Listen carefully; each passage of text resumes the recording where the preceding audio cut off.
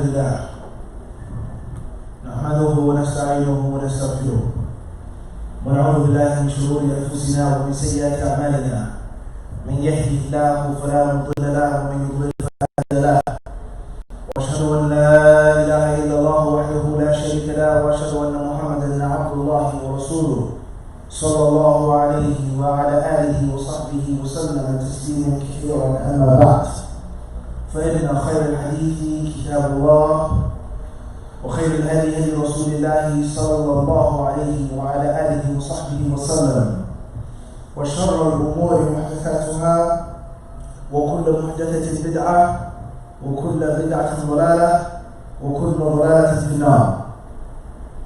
We praise Allah subhanahu wa ta'ala as He deserves to be praised. And we seek His help because He's the all-knowing. He's the all-wise. He's the almighty. And He's the all-powerful. When Allah makes a promise, He never breaks it. When Allah tells us of a thing, that thing will take place and it will prevail. And when Allah subhanahu wa ta'ala is the ally of a combatant, when He is on the side of someone in one struggle, then that side will be victorious. And that combatant will be triumphant. In this life, in the grave, and in the hereafter. And these are all reasons why we seek Allah's help. He knows that which we know not. He has the power to do that which we don't have the power to do. From the things that we do know are good and we need to do, but I'm just not strong enough. I'm not powerful enough. Or something that's beyond my power and beyond my reach. We seek Allah's help because Allah Azza wa Jal never ever misleads, misguides. He never breaks the promise of His observant servants, His slaves, His awliya. He never betrays them. He never misleads them and misguides them once He has given them a promise. Subhanahu wa Jal. And we seek Allah's forgiveness because Allah is the only one that can forgive us of our sins. The human beings may forgive and they may not forgive. Human beings, they say they forgive, but they actually hold grudges. They hold things in their hearts and their minds. In the deep, dark recesses of their hearts, they hold a grudge. For the smallest, slightest offense. For the smallest and slightest offense. Let alone a major offense, a major type of disrespect, a major type of harm that you've done to that human being. 20 years, 30 years, he says, I'm sorry, I was young. Still hold a grudge against you. Even when they say that they forgive you. Let alone those who do not forgive and they do not pardon, when they should forgive and they should pardon. What's done is done. What's in the past is in the past. That bygones be bygones. It's done, it's over, it's gone. You're only punishing yourself by keeping the grudge and keeping the beef alive. That's the nature of the human being. Or other human beings forgive when it's convenient for them. When it's convenient, then they'll forgive and they'll be merciful and they'll be pardoning. And when it isn't convenient for them, you find them seeking retribution immediately. I need mine. I have to get mine. Human being is outgunned, outnumbered, then they want to be tolerant and clement and peaceful. But watch that same human being have the upper hand, have the advantage, have the superiority. And the word forgiveness will not exist in a dictionary. The word tolerant, patient, forgiving will not exist in a dictionary. But just yesterday it did exist. And Allah subhanahu wa ta'ala forgives, but He never forgives based off of weakness. And He does not forgive and pardon and overlook based off of the lack of ability and capacity. Allah has the power and the strength which is ultimate and absolute. Which is ultimate and absolute. Yet and still He forgives. Yet and still He pardons. Yet and still He wipes away, He effaces the sin and the mistake and the shortcoming. And these are all reasons why we should seek His forgiveness. And not seek the forgiveness of the human being. And not seek the pardon of the created beings. Or at best, sometime. At best. Sometimes skittish. Topsy-turvy. Maybe I'm in a good mood, I'll forgive you. You catch me at the wrong time of day or night, you call me at the wrong time, I won't forgive you, I won't pardon you. Allah Azza wa Jal's door, His gate of forgiveness and of pardoning is open all of the time, as the Prophet ﷺ tells us. So we seek Allah's help, we seek His aid, we seek His forgiveness. And we seek refuge in Him, the Mighty and the Most High, from the evils of our sins and the consequences of our misdeeds.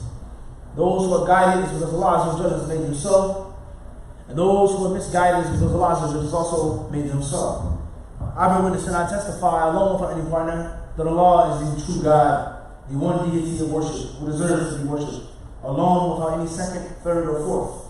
There is no minister, no rival, no partner, no father, no son of Allah subhanahu, the mighty and the majestic. And I bear witness and I testify that Allah chose, and Allah selected, and Allah picked out one man, one servant, to be the bearer of the flag of Islam, the final message, the last message to all of these created beings. Those who think, those who have intelligence, and those who have feelings, and those who have desires, wants, likes and dislikes, i.e. the humans and the jinn. The human beings and the jinn, who have intelligence, and they have likes and dislikes, and the ability to do good or to do bad. They have the will, they have the power, they have the choice to pick which one they wish to proceed in and go through. So the Prophet sallallahu alaihi wasallam, Allah selected him, Allah picked him, Allah chose him from among His created beings. And it was His wisdom and His will to make this one man the final messenger, to give the final call to all humans and to all of the jinn. So I bear witness that Muhammad sallallahu alaihi wasallam is His servant. First and foremost, he's a Muslim. He was a Muslim. And he was also an apostle, a messenger. And he was the one who was to warn and to give glad tidings.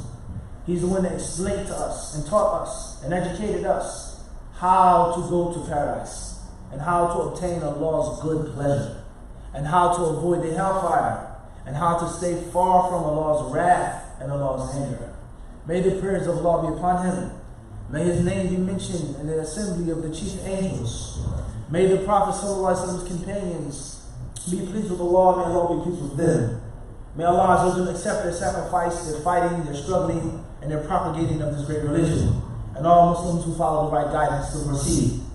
My dear brothers and sisters in our Islam, we all know what's going on in the news today, or what's going on in the news yesterday, and what's in the media today, and what was seen, and what was heard, and what was witnessed, and what has went utterly viral.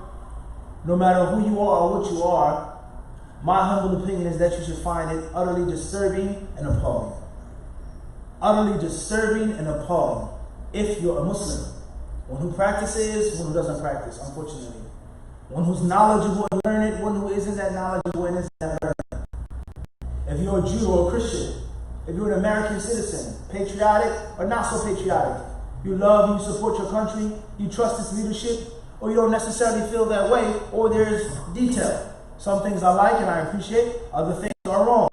Some things are totally unconstitutional, etc. Whatever type of American citizen you are, regardless of your ethnicity and your background, you were born and raised in this country, your father came to this country in the 80s or the 70s or the 90s or the 50s, etc. Or whether your roots are very old in this country, you should find what happened in the news appalling and disturbing. And that is the abuse, and that is the disregard and the reckless treatment of the life of a human being, and the abuse of power, brutality, and exceeding the boundaries for which there is no excuse. For which there is no excuse. So what happened to that individual, what happened to him and how he lost his life, and those who took his life, and the incident which we only saw second-hand, third-hand through the news and through the media, there are many responsibilities that we have regarding that incident. And from the most immediate responsibilities is to reflect and to think critically and to ponder. But that's going to be mentioned later on in the ta'ala. And some of the things, some of the negative light that is shown or shed upon us as Muslims living in this country with regards to what happened, but we don't want to speak about that not just yet. First and foremost, brothers and sisters in our Islam, is that we as Muslims, we believe that one of the worst things to do, one of the greatest and most heinous crimes, is what Allah subhanahu wa ta'ala says, Ya ibadi. He says, "O my servants, inni haramtu dhulma ala nafsi, wa ja'altuhu bainakum muharraman fala tadhalamu." Allah says, as Allah tells us in the authentic hadith and Qudsi, "O my servants, I, Allah, myself, I have prohibited dhulm upon myself. I have made wrongdoing and oppression unlawful and forbidden. And I have also made wrongdoing and oppression unlawful and forbidden to you. فَلَا تَتَظَالَمُوا. So do not wrong each other. Do not oppress each other. Do not fall into injustice. So as we previously mentioned, Allah subhanahu wa ta'ala, who forgives what He can punish. And Allah has the ability, if He wanted to do wrong to His servants, if He wanted to wrong them, He would do it.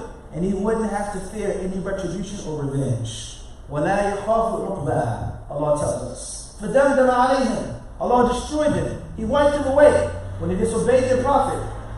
And they did what they did with the sign that Allah sent them. And then they asked for a sign. They asked for a sign. وَمَا نُرْسِلُ بِالْآيَاتِ إِلَّا تَخْوِيفًا. Allah says that we only send the ayat, the verses, as fear. So be careful what you ask Allah for. They asked Allah for a sign, and Allah gave them a sign. And that was the she-camel. That huge paranormal she-camel. And they killed it and they slaughtered it. فَدَمْدَمَ عَلَيْهِمْ. And Allah destroyed them. He removed them from the earth. And what happened afterwards? Allah did not fear what would happen next. Allah was not afraid or scared or worried what would be the backlash or the ramification of destroying a people. So Allah has the ability to destroy, to wipe away. He doesn't wrong and He doesn't oppress. Allah tells us, فَلَا تَظَالَمُوا. So do not wrong each other, i.e., if you wrong someone, you may be strong today, but weak tomorrow. You may have the ability to hurt someone, to take someone's life today, and then it's your life the next day, or the life of an innocent person, or your family, or civilian etc. So this is once again one of the reasons why you should not make dhulm, because you're not strong enough to deal with the consequences, the ramifications, and the ricochet of the dhulm. And that's not the case with Allah subhanahu wa ta'ala. Yet and still, He said, إِنِّي حَرَمْتُ الظُّلْمَ عَلَى نَفْسِي. I have forbidden it upon myself. So if I can't do it, and I have the ability to do it, and not fear any consequences, then what do you think about you? When you do make dhulm and oppression, there is an effect. There's a cause and effect. Balance and imbalance. And history has taught us this. You oppress someone, you wrong someone, you do someone in a bad way, it comes back to you. And the proof that this is true is that the human beings, they have different terms and they have different words for this concept. Some say what goes around comes around. Some call it karma. Some call it negative energy. Some call it, and some call it, and some call it. The black, the white, the yellow, the red, the green, and the purple, all races and colors, they unanimously agree that this is a universal principle. Is that if you wrong someone, it's going to come back to you. And oftentimes, the effect of the dhulm, the fruit of the dhulm, the consequence of the dhulm, it comes when you least expect it. And oftentimes it comes back to people who didn't necessarily do the dhulm. That's just how things work. You're old and you're sickly, and it comes back to your daughter. You mistreated someone's daughter when you were young, it comes back to your young, precious, innocent daughter. You took someone's life, and then that's your son's life that's taken. And then this goes on. You invade someone's country, you usurp their land, you do this, and in most cases, it comes back when you least expect it. So these are some of the secrets, brothers and sisters, and these are some of the reasons why dhulm, oppression, and wrongdoing is prohibited. And it includes all aspects, all phases, and all spheres of life. The greatest type of dhulm, which is shirk, to associate partners with Allah subhanahu wa ta'ala. And the dhulm of murder, the dhulm of taking someone's blood. As the Prophet ﷺ says, أَوَّلُ مَا يُقْضَى بَيْنَ الْعِبَادِ يَوْمَ الْقِيَامَةِ الدِّمَاء. The very first thing, the very first type of judgment that will take place on the day of judgment is in blood. In blood, i.e. murder. And it doesn't necessarily have to mean that the person's blood is taken out of their body, because someone could be lethally injected, someone could be poisoned, someone could be suffocated, someone could be drowned. And in many other ways, thousands of ways of what? Killing someone, of murdering someone. So the Prophet, he mentioned the most general way, and that is the alleviation of the spilling of blood.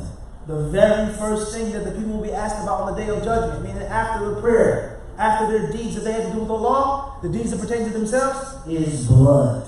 And we all know what the narration states, that the man, the murderer, on the day of judgment, he would carry a head, and the head would speak, and it would say to Allah, Ya Rabbi, Sal hada fima qatalani. Oh my Lord, please ask this man why he took my life. For what reason? Was it worth it? You couldn't have just took my money. You had to kill me too. You couldn't have just oppressed me. You had to take my life as well. So murder, taking someone's life unjustly is a major sin. And it is at the top of the list after shirk with regards to the impermissible wrongdoing. And the other manifestations of wrongdoing, the other manifestations of oppression, you oppress Allah, you oppress yourself, you wrong yourself, and you disobey Allah subhanahu wa ta'ala. A husband wrongs his wife. A wife wrongs her husband. A father wrongs his son, his daughter. The children, they wrong their parents when they disrespect them, when they don't thank them, when they don't serve them. And the list goes on of the endless circuit and circle of dhulm that is prohibited. And we as Muslims are supposed to be on the forefront for standing against dhulm and fighting dhulm, speaking out against it and doing whatever we can to stop the oppression. If my neighbor is a Christian, a Catholic, an evangelist, a Baptist, and someone is making dhulm against them, if he is my neighbor, it is my duty to protect that person's property and to stop the person from harming my neighbor. Why? Because I share the same religion with him? No. Because we have the same ideals with regards to God, who he is, his son? No. But he's a human being, he's my neighbor, and most importantly, if I let it happen there, and I turn a blind eye there, and I keep quiet there, it's not my business, it doesn't concern me, it's not my house, he's a Christian, that's what he got, he shouldn't have been there, so on and so forth. Then the wrongdoer, the burglar, the rapist, the murderer, what do you think he's going to do next? Do you think he's going to be satisfied with one household, with one person's savings, with one woman to rape, with one child to molest? No. His greed will become stronger and greater, and he'll become more bold and audacious and says, now I'll invade the Muslim's house and rob him, and rape this woman, and kill this person. So dhulm, when you turn a blind eye to it, when you say it doesn't matter, doesn't concern me, it's not my business, person had no business, he was in the wrong place, wrong time, he shouldn't have been doing this, things don't work like that in the universe. And that is not the attitude of the Muslim. The Prophet ﷺ says, whoever sees it wrong, if he can, then he should change it. And if he can't change it, it's beyond, it's out of his reach, his grasp, his clutch, then at least say something about it. And do not be a silent devil, shaitan akhras, in which you can't talk. And if you can't speak, unless you cause a greater harm, or things become worse, or it's not your place to say something, which actually it isn't, then at least hate it in your heart. So what is the case, brothers and sisters? When we see the evil, we see the dhulm, and we don't do anything. I'm sitting on my sofa, I have my remote control, I have my cold drink, I have my chips, my popcorn, my pretzels, and oh, really? This person died in the news. Oh, well, that's his fault. That's his problem. You know, it wasn't me, it wasn't my family. We changed the channel. We don't say anything, and worse than that, we don't even feel bad. And one of the worst consequences of not enjoying the good and not forbidding the evil, as the Prophet tells us about the punishments, and yushikallahu, and yushikallahu bi'iqabin min indihi. When people see the munkar, they got all the munkar.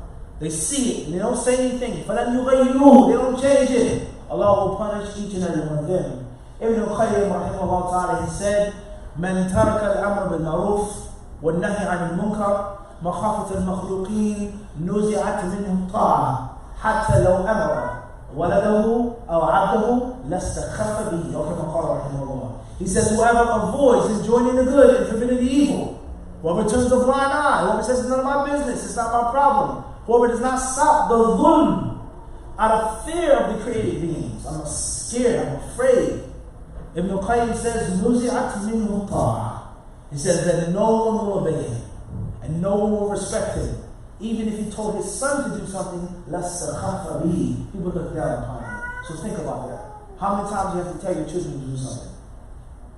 How many times do you have to tell your young daughters to do something? To clean up, to memorize this, to read this, to study this. Do they listen in the first time? They don't. They don't listen, they don't obey. And one of the secrets behind it is that you have become a coward when it comes to dhulm and the zalimeen. You're not taking the necessary stance against those wrong oppressors. So therefore the punishment is that no one gives you any regard and any respect. Let us reflect in our homes, brothers and sisters. You wonder why your son is so hard-headed and stubborn. You wonder why your family doesn't listen to you. No one listens to what you have to say. It's because you have not listened to what Allah had to say. And you have not listened to what the Prophet ﷺ had to say. And you did not spread and share the necessary sympathy and empathy for those who are wronged and oppressed, because it isn't my problem. We ask Allah Azza wa Jalla for guidance and for firmness upon that guidance.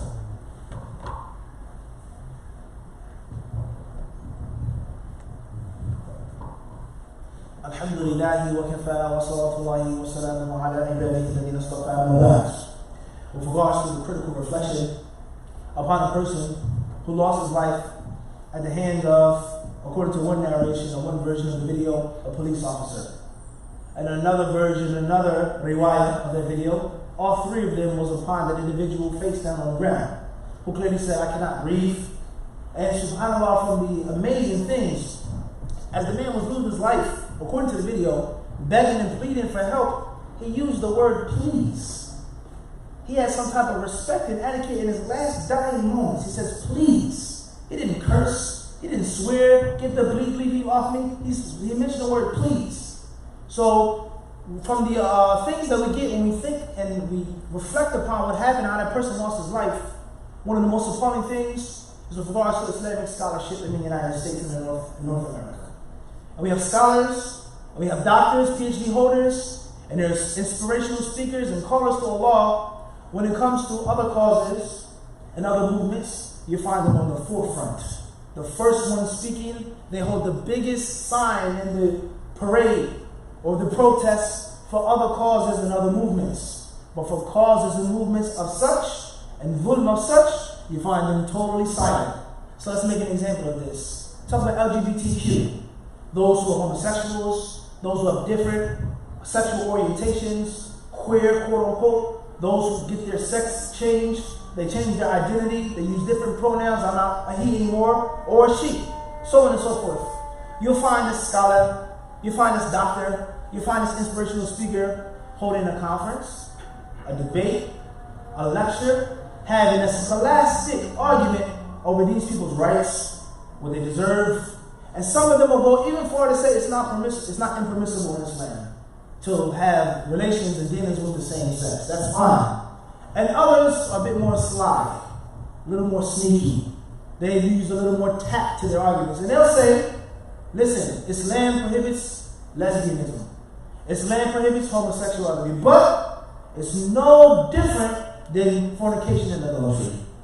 So therefore, if you make a crusade against lesbians or homosexuals, you often do the same about those who have girlfriends, boyfriends, so on and so forth. So therefore, let's not make a big deal out of someone getting a sex change. Let's not make a big deal out of someone being a homosexual or lesbian and promoting it and propagating it, because it's no different than a young man walking on the street with a young girl that he's not married to. And you'll find a list of these statements and these different views and things that they say, they push, they promote. When it comes to people losing their lives, systematic, institutionalized racism and oppression, and for a police officer to sit upon a human being's neck for over 7 minutes with all of his weight and force while the person is begging and screaming, you won't find not one of them saying anything. But someone who's openly saying we can be homosexual, we can be gay, Islam does not prohibit that, you have no tolerance, you're an extremist, you're this and that, you find them in the forefront. And that's very sad. That's very sad. And many of the pious predecessors, they would say, with regards to those who have status and responsibility, sunfani min an-nasi idha salahu salah an-nas. Two types of people. If they're right and if they're straight, then the rest of the people will be right and they'll be straight. Al-umara'u wal-ulama. The leaders and the scholars. The leaders and the scholars change thoughts from above and then trickles down. So if you're a leader, if you're a professor or a doctor, if you're an inspirational speaker, you have knowledge in the United States and Canada, it's your job to speak out against zulm. Whether the person is a homosexual, black, Chinese, and the list goes on. Any type of injustice, we're against as Muslims. And it's not from our way, it's not from our creed, and we would not allow it, we would not keep silent upon it. Let alone the fact that if you look and you stop and you think about the LGBTQ movement, it's nothing more than a branch and a fruit and a product off of the what? Civil rights movement. The first people to stand up against the zulm and the zalimin, and to lose their lives and their property and to be oppressed and wronged were who? And from those people came every other group that was minority, of race, of religion, let alone today's sexual orientation. So you think about and you talk about the basics, not the basics, the product, and you forget and you neglect the asl. So this is sad. Only Allah knows what's in the people's hearts. I don't know, you don't know. Only Allah knows what's in the hearts of the slaves. But for those who speak out against these political affairs, these political issues, and they'll say nothing. How many statements do we have about that man losing his wife? From this doctor, from this professor, from this daddy. Did you hear anything on Twitter, Facebook? Nothing. So it says something about someone who's gay, lesbian, they'll stand up and they'll say, you can't say that out here. That's not correct. You're an extremist, so on and so forth. So that's the first point of critical reflection. Critical reflection number 2. If you think that it's only an issue of black and white, if you think that it's only an issue of someone who's doing a crime, he had a problem with the police officer, then you're very well mistaken. You're very mistaken. And the scary thought, and the reality is that that could have been you on the ground, or that could have been me for a parking ticket, or a red light, or double parked on the road, and a police officer approaches you, or you're walking home at night, and you have a cell phone in your hand, and the cowardly officers are, I shot him 10 times. I thought he had a gun. I thought it was a gun. It was dark, he looked scary, he had a hoodie, and I put 10 bullets in his chest. I'm very sorry, I thought he had a gun. That could be you, that could be me, that could be your son, that could be your daughter. So you turn a blind eye, you don't say anything, you don't have no type of stance, anything, you allow a person to become more and more what? Aggressive.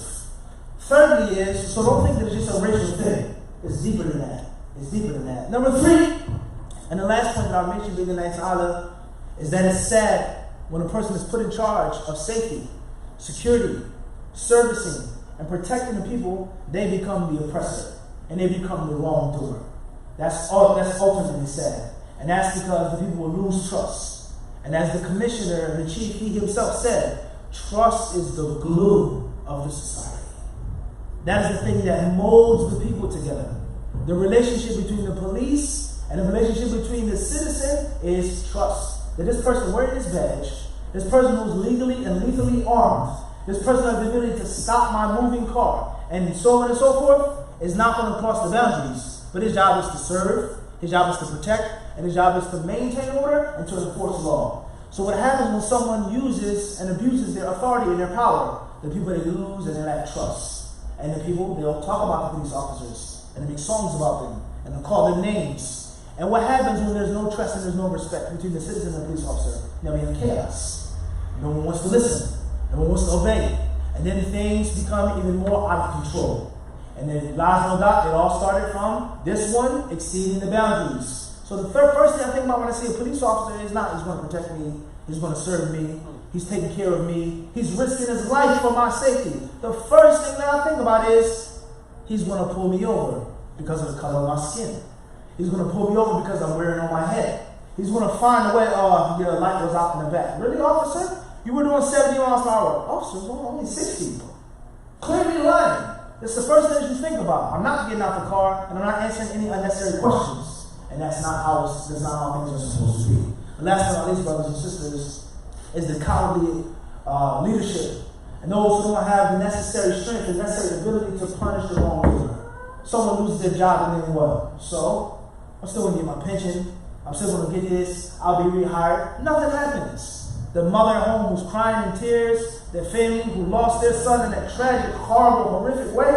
What does a person losing their job, what does that do for them? How does that repay them? How does that recompense them? How does that make them feel? When the wrongdoer knows that the worst thing they're going to get is a tap on the wrist, a slap on the wrist. Think about that now. If the punishment and the reward isn't known, and it isn't clear and generous and stern, once again there'll be the lack of order. And we learn all of these things in our religion. So with this being said, brothers and sisters, make dua to Allah subhanahu wa ta'ala to protect each and every one of you. And to protect your children, because that could be your son, that could be me, that could be you. There's no guarantee that I will make it to the masjid today because I had an altercation with a police officer. I reached in my pocket to get my ID, and he shot me in the chest. I reached for my license, for my registration, and he said I had a weapon, and he planted a gun. It can happen to any of us. And if we are passive and complacent and quiet and scared and afraid, and if we're too concerned for living the American dream, for speaking out against bullying and oppression, know for sure that we will get our turn. The day will come in which we will be wronged and we will be oppressed. And that's universal justice, as we have explained. So we ask Allah for guidance. We ask Allah for protection. We ask Allah to keep us firm upon Islam until the day in which we die. We ask Allah to resurrect us as Muslims and to stand in front of Him as Muslims. We ask Allah to take retribution against the wrongdoers and those who make good, whoever they are, whatever their color, their race, their creed, and their profession may be. And we ask Allah to bring justice and order to this world. وَسُبْحَانَ رَبِّكَ رَبِّ الْعِزَّةِ عَمَّا يَصِفُونَ وَسَلَامٌ عَلَى الْمُرْسَلِينَ وَالْحَمْدُ لِلَّهِ رَبِّ الْعَالَمِينَ.